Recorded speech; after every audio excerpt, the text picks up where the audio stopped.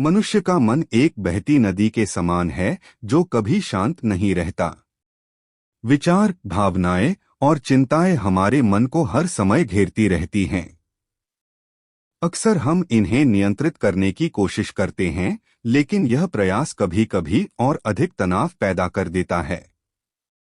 इस स्थिति से बाहर निकलने के लिए हमें समझना होगा कि विचारों को दबाने के बजाय उन्हें स्वाभाविक रूप से स्वीकार करना चाहिए। इसी संदर्भ में यह कहानी गौतम बुद्ध की है, जो हमें सिखाती है कि मन को शांत कैसे किया जाए। एक समय की बात है, एक युवक अपने जीवन में गहरी बेचैनी और मानसिक अशांति से परेशान था। वह दिन रात चिंताओं में उलझा रहता और हर छोटी बड़ी बात पर उसके मन में विचारों का तूफान उठता। उसे समझ नहीं आता था कि कैसे अपने मन को शांत रखे। किसी ने उसे सलाह दी कि वह गौतम बुद्ध के पास जाए। उन्होंने कहा, बुद्ध महान ज्ञानी हैं। वे तुम्हें इस समस्या से बाहर निकलने का रास्ता दिखा सकते हैं। युवक ने उनकी बात मानी और बुद्ध की शरण में पहुंचा।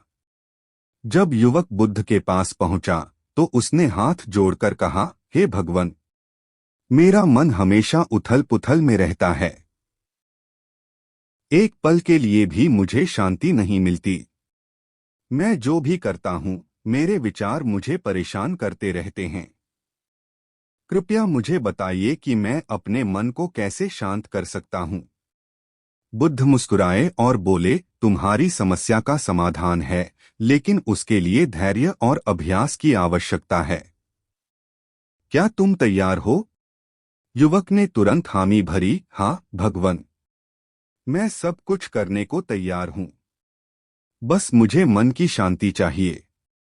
बुद्ध ने उसे एक छोटी सी पुस्तक दी और कहा, इस पुस्तक को हर दिन पढ़ो। यह तुम्हें शांति का मार्ग दिखाएगी। लेकिन एक बात याद रखना, जब भी इस पुस्तक को पढ़ो, बंदर के बारे में मत सोचना।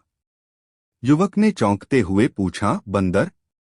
मैं बंदर के बारे में क्यों सोचूंगा? बुद्ध ने शांत स्वर में कहा, याद रखना, बंदर के बारे में नहीं सोचना।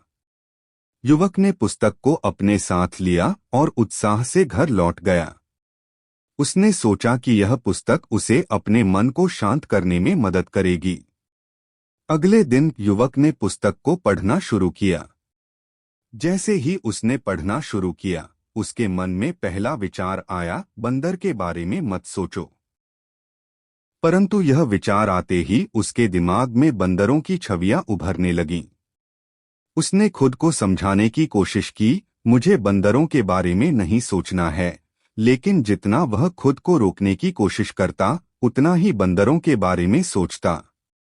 दिन बीतते गए और युवक ने देखा कि वह पुस्तक के मुख्य विचारों पर ध्यान केंद्रित नहीं कर पा रहा था। हर बार जब वह पुस्तक खोलता, उसका मन बंदरों की छवियों से भर जाता। थक-हार कर युवक बुद्ध के पास वापस गया और कहा, भगवान, मैं असफल हो गया। आपने कहा था कि पुस्तक पढ़ते समय बंदरों के बारे में मत सोचना। लेकिन जब भी मैं इसे पढ़ने की कोशिश करता हूं, मेरे मन में बंदर ही बंदर आते हैं। ऐसा क्यों हो रहा है? बुद्ध मुस्कुराए और बोले, यही मैं तुम्हें सिखाना चाहता था। जब तुमने बंदरों के बारे में न सोचने का प्रयास किया, तब तुम्हारा पूरा ध्यान बंदरों पर केंद्रित हो गया। मन की प्रकृति यही है, जब तुम किसी विचार को दबाने की कोशिश करते हो, तो वह और बलपूर्वक लौट आता है। युवक आश्चर्यचकित होकर बोला, तो मैं क्या करूं, भगवान? क्या मैं अपने विचारों से कभी मुक्त नहीं हो सकता? बुद्ध ने उत्तर दिया, विचारों से मुक्त होने की कोशिश मत करो। जब कोई विचार आए, तो उसे स्वीकार करो। उसे दबाने या भगाने की कोशिश मत करो। बस उसे एक बाहरी पर्यवेक्षक की तरह देखो। जैसे जैसे तुम इस अभ्यास में प्रवीण होगे, विचार धीरे धीरे शांत हो जाएंगे। बुद्ध ने आगे समझाया, मन का स्वभाव बहने वाला है। यह हमेशा कुछ न कुछ सोचेगा।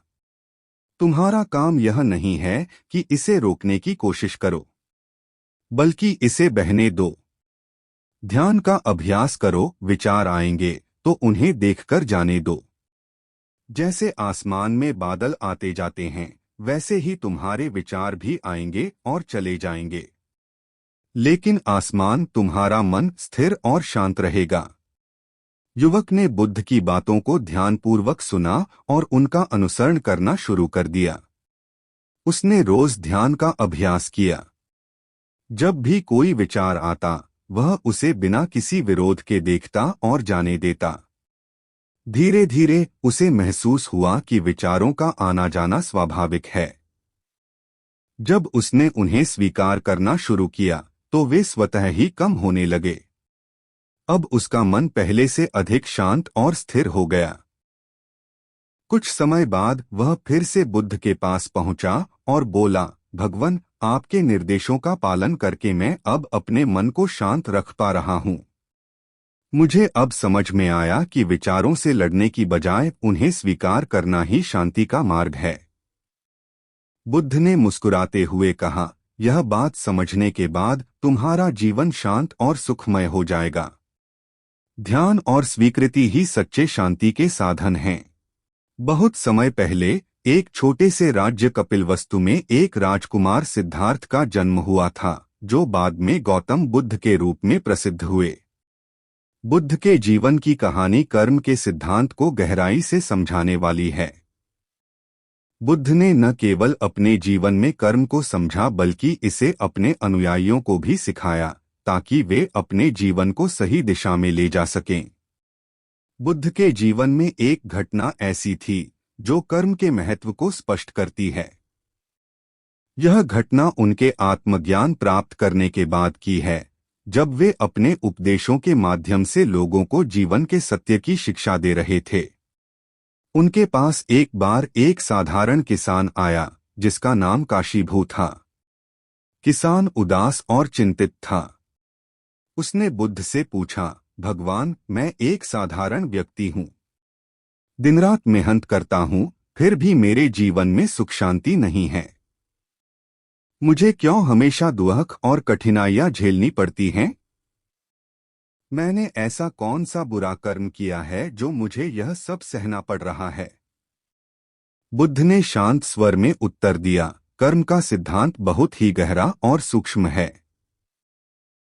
जो कुछ भी तुम आज झेल रहे हो, वह तुम्हारे पिछले कर्मों का परिणाम हो सकता है, और जो तुम आज कर रहे हो, वह तुम्हारे भविष्य का निर्धारण करेगा। कर्म केवल यही नहीं बताता कि तुम्हें किस परिस्थिति का सामना करना है, बल्कि यह भी बताता है कि तुम्हारी प्रतिक्रिया उस परिस्थिति पर क्या होगी। किसान ने कुछ न समझते हुए बुद्ध से निवेदन किया, भगवान, क्या आप मुझे इसे किसी सरल तरीके से समझा सकते हैं? मैं कर्म का सिद्धांत पूरी तरह से समझना चाहता हूँ। बुद्ध ने मुस्कुराते हुए कहा, ठीक है, मैं तुम्हें एक कहानी सुनाता हूँ। बहुत समय पहले एक गांव में दो मित्र रहते थे। एक का नाम अर्जुन था और दूसरे का नाम दीपक। दोनों अच्छे मित्र थे, लेकिन उनके जीवन जीने का तरीका बहुत अलग था। अर्जुन एक मेहनती और ईमानदार व्यक्ति था, जबकि दीपक आलसी और स्वार्थी था। अर्जुन हर दिन कठिन परिश्रम करता था और अपने जीवन में अनुशासन और सदाचार को प्राथमिकता देता था। वहीं दीपक हमेशा शॉर्टकट ढूंढता था और दूसरों का शोषण कर अपना काम निकलवाने की कोशिश करता था। एक दिन गांव के संत ने घोषणा की कि पहाड़ी के ऊपर एक बहुत ही मूल्यवान खजाना छिपा हुआ है, और जो कोई भी वहां तक पहुंच जाएगा, उसे यह खजाना मिलेगा। अर्जुन और दीपक दोनों को यह सुनकर लालच आया और वे उस खजाने को पाने के लिए निकल पड़े। रास्ता कठिन और लंबा था। अर्जुन ने धैर्यपूर्वक रास्ते की सभी बाधाओं का सामना किया, क्योंकि वह जानता था कि कड़ी मेहनत से ही वह खजाने तक पहुंच पाएगा। वह धीरे धीरे हर चुनौती का सामना करता गया, लेकिन कभी हार नहीं मानी। दूसरी ओर दीपक ने जल्दी जल्दी और बिना सोचे समझे रास्ता तय करने की कोशिश की। वह हर बार एक शॉर्टकट ढूंढता, लेकिन उसके शॉर्टकट उसे भटकाते गए। उसने सोचा कि किसी तरह से वह अर्जुन से पहले खजाने तक पहुंच जाएगा, लेकिन हर बार वह और भी कठिनाई में पड़ता गया। अर्जुन ने अपनी मेहनत और संयम से पहाड़ी की चोटी तक पहुंचकर खजाना पा लिया। जब दीपक पहुंचा तो बहुत देर हो चुकी थी। खजाना अर्जुन को मिल चुका था। दीपक ने अपने आलस्य और शॉर्टकट ढूंढने के कारण वह अवसर गवा दिया, जबकि अर्जुन ने अपनी ईमानदारी और मेहनत से वह पा लिया। इस कहानी का संदेश सीधा था। अर्जुन और दीपक के कर्म ही उनके परिणामों के लिए उत्तरदायी थे। अर्जुन के अच्छे कर्मों ने उसे सफलता दिलाई, जबकि दीपक के बुरे कर्मों ने उसे असफलता के मार्ग पर धकेल दिया। किसान काशीभू ने यह कहानी ध्यान से सुनी और कहा, तो इसका मतलब यह है कि हमारा भविष्य हमारे वर्तमान कर्मों पर निर्भर करता है। बुद्ध ने उत्तर दिया, हाँ बिल्कुल। जैसे एक बीज बोया जाता है, वैसे ही उसके अनुसार फल प्राप्त होता है। यदि तुम अच्छे कर्म करोगे तो तुम्हें अच्छे परिणाम मिलेंगे। यदि तुम बुरे कर्म करोगे तो बुरे परिणाम भोगोगे। यह नियम हर जगह लागू होता है, चाहे वह तुम्हारा व्यक्तिगत जीवन हो या समाज। हर क्रिया का एक परिणाम होता है। काशीभू ने उत्सुकता से पूछा, लेकिन भगवान, कभी कभी ऐसा होता है कि हम अच्छे कर्म करते हैं, फिर भी हमें बुरे परिणाम झेलने पड़ते हैं। ऐसा क्यों होता है? बुद्ध ने उत्तर दिया, यह सही है कि कभी कभी तुम्हें यह लग सकता है कि अच्छे कर्मों का फल तुरंत नहीं मिलता, लेकिन यह मत भूलो कि कर्म का परिणाम हमेशा समय पर निर्भर नहीं करता। कुछ कर्मों का फल तुरंत मिलता है, जबकि कुछ कर्मों का फल भविष्य में मिलता है। तुम्हारे पिछले जन्मों के कर्म भी तुम्हारे वर्तमान पर प्रभाव डाल सकते हैं, इसलिए यह जरूरी नहीं कि हर परिणाम तुम्हारे वर्तमान कर्मों का ही फल हो। बुद्ध ने आगे कहा, कर्म का अर्थ केवल बाहरी क्रियाओं से नहीं है, बल्कि यह तुम्हारे चित्त मन की अवस्था पर भी निर्भर करता है। यदि तुम्हारे मन में अच्छे विचार हैं, तो वे तुम्हारे कर्मों को सही दिशा देंगे। यदि तुम्हारे मन में बुरे विचार हैं, तो वे तुम्हें गलत मार्ग पर ले जाएंगे। इसलिए कर्म केवल बाहरी कार्य नहीं है, यह तुम्हारे आंतरिक मानसिक स्थिति से भी संचालित होता है।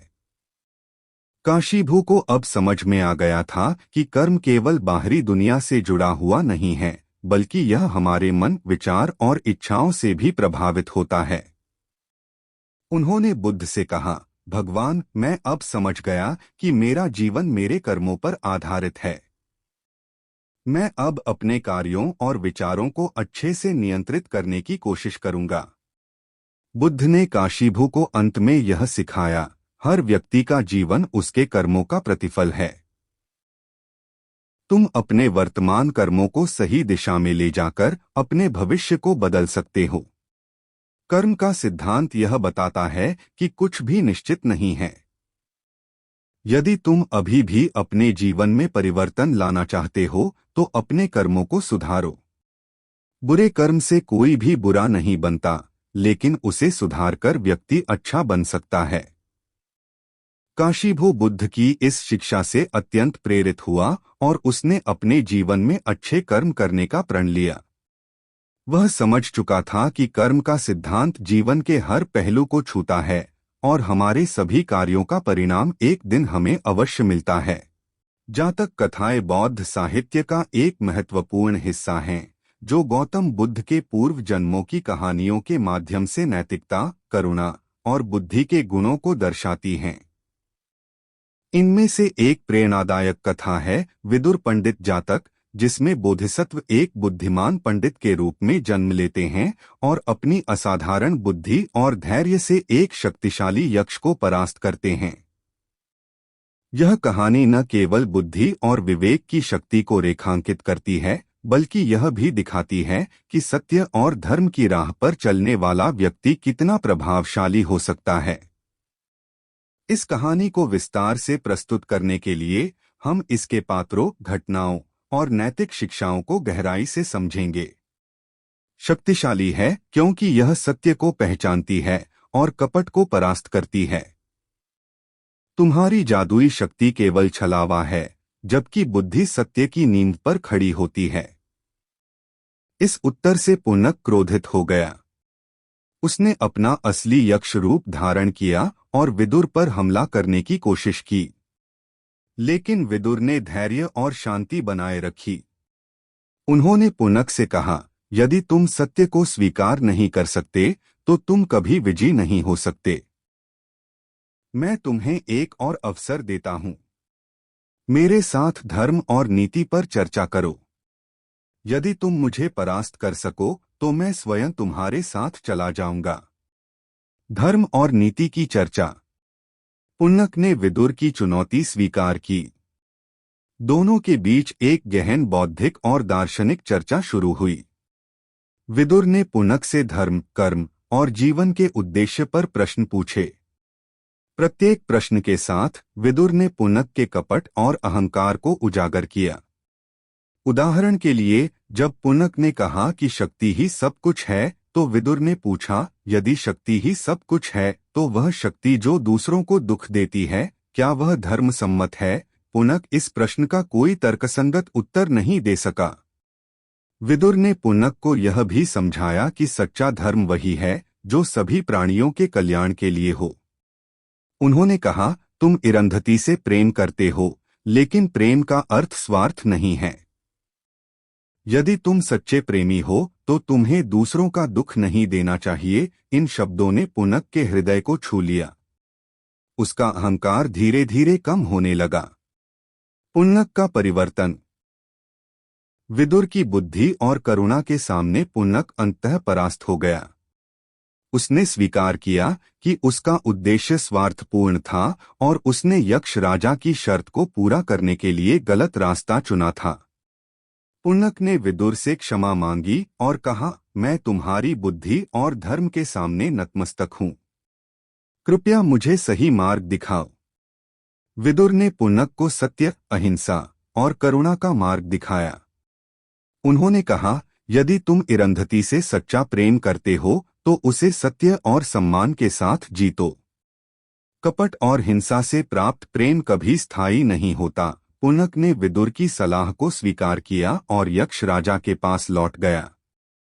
उसने अपनी गलती स्वीकार की और इरंधति से विवाह करने के लिए धर्मसम्मत मार्ग चुना। बुद्ध की शिक्षाएं केवल धर्म नहीं, जीवन का दर्पण हैं, जहां हर कथा में आत्मचिंतन और जागृति की चाबी छिपी है। बुद्ध और अंधा ब्राह्मण ऐसी ही एक मार्मिक कहानी है जो हमें बाहरी अंधकार से ज्यादा भीतर के अज्ञान को पहचानने की प्रेरणा देती है। यह कथा एक वृद्ध ब्राह्मण की है जो आंखों की रोशनी तो खो चुका है, लेकिन बुद्ध के सानिध्य में आत्मज्ञान की नई दृष्टि पाता है। यह कहानी हमें सिखाती है कि सच्चा प्रकाश आंखों से नहीं, विवेक और करुणा से आता है। आइए इस प्रेरणादायक यात्रा में साथ चलें। भीड़ स्तब्ध थी। ऐसा लगा जैसे पूरी सभा में मौन की भाषा में संवाद हो रहा हो। वृद्ध ब्राह्मण ने धीरे से बुद्ध के चरणों में सिर झुका दिया। हे गौतम, क्या मैं अब भी ज्ञान की खोज कर सकता हूं?